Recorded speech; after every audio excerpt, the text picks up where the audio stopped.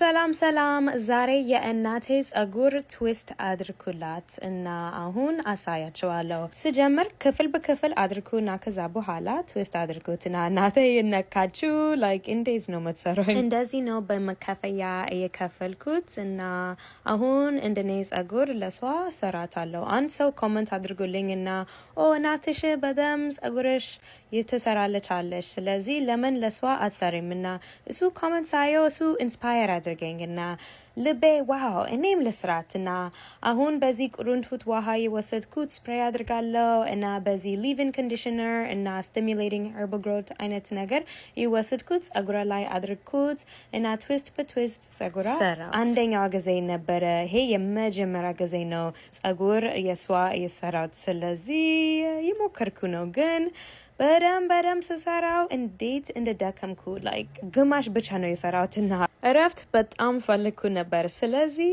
ፓርት 2 ትፈልጋላችሁ?